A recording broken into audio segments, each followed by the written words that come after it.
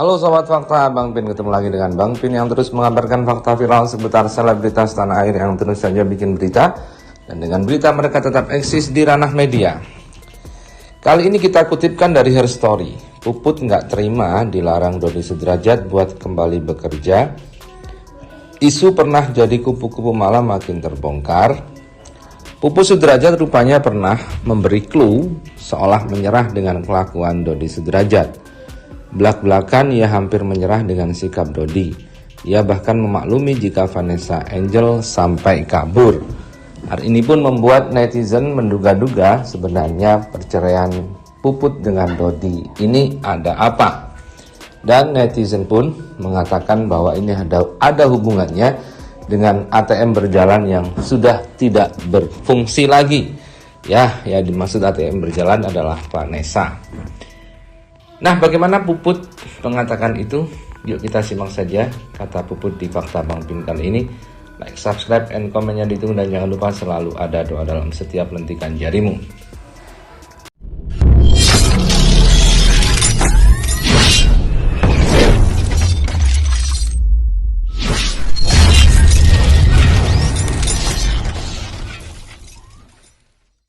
Guys, jadi aku mau cerita. Aku punya sahabat, punya anak, tapi dia sudah meninggal dengan suaminya dan sudah beristirahat dengan tenang. Dan lucunya lagi, sahabatku tuh punya orang tua yang sebenarnya terjadi adalah bapaknya meninggal duluan, kemudian mamanya menikah dengan laki-laki lain.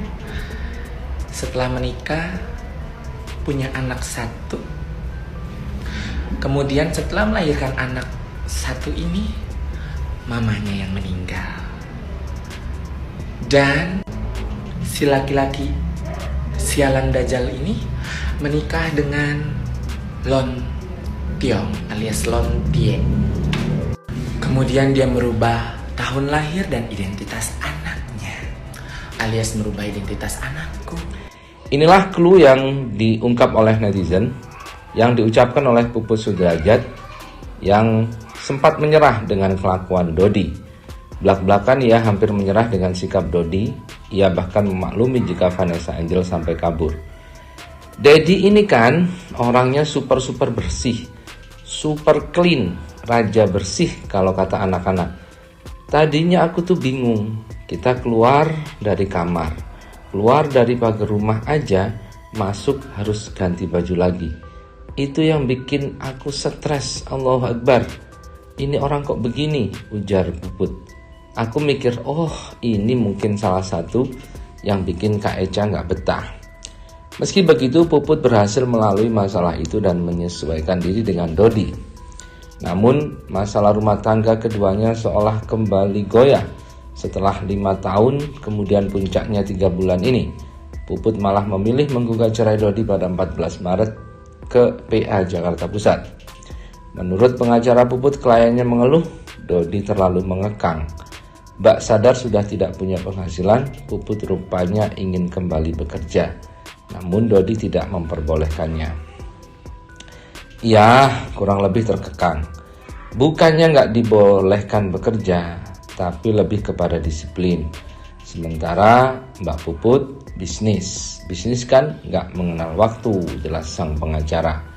Tapi ketika Pak Dodi minta pulang, ya Mbak Puput harus pulang. Itu kan berpengaruh ke pekerjaan karena berhubungan dengan pihak ketiga, sambung dari pengacara itu. Terkait pekerjaan Mbak Puput, pekerjaan itu nggak sejalan. Apa yang diinginkan Mbak Puput tidak diterima Pak Dodi. Keinginan Mbak Puput support aja, cuma itu nggak dilakukan oleh Pak Dodi, jelas Halim. Di sisi lain, netizen malah mempertanyakan pekerjaan yang dimaksud kuasa hukum Puput. Netizen malah kembali membahas soal masa lalu Puput yang diduga menjadi kupu-kupu malam. Banyak yang menduga jika Puput ingin kembali ke dunia hiburan malam demi banyak uang. Semenjak ATM berjalannya tidak ada lagi, dia gak ada yang kasih uang lah. Bingung, selama ini bapak ini kan gak mau tahu anaknya ada uang apa enggak. Yang penting dia taunya ada. Sekarang sudah almarhumah, ATM-nya nggak ada subsidi, jadi si pocong mau jualan lontong tak didukung, komentar netizen. Maksudnya Dodot disuruh dukung pocong lontong dan jadi anjiro lagi gitu, sahut yang lain. Nah begitulah komentar-komentar netizen yang ada di akun Her Story.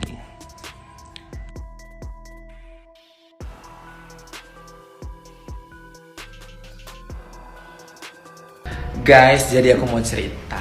Aku punya sahabat, punya anak, tapi dia sudah meninggal dengan suaminya dan sudah beristirahat dengan tenang. Dan lucunya lagi, sahabatku tuh punya orang tua. Yang sebenarnya terjadi adalah bapaknya meninggal duluan, kemudian mamahnya menikah dengan laki-laki lain. Setelah menikah punya anak satu. Kemudian setelah melahirkan anak satu ini, mamanya yang meninggal. Dan si laki-laki sialan dajjal ini menikah dengan Lon Tiong alias Lon Tie. Kemudian dia merubah tahun lahir dan identitas anaknya, alias merubah identitas anakku yang sudah meninggal bersama dengan suami tercinta. Setelah itu, kamu tahu apa yang lebih mengejutkan lagi?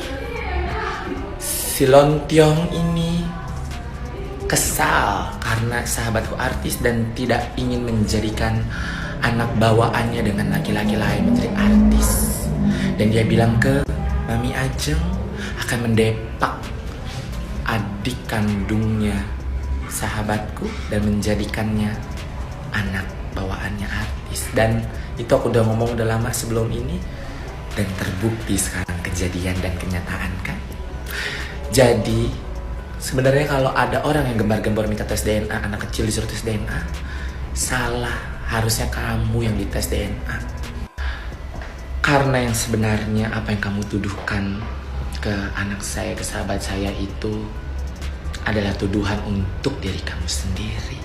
Dajjal, ya, yang bukan kandung siapa, yang teriak siapa. Udah Ratu gak mau pusing. Aku mau jalan-jalan sama kekasih gelap Ratu. Seperti itu. Aduh. Laptop Chin. Maksudnya mana? Cocok nggak ini sih, tapi duduk.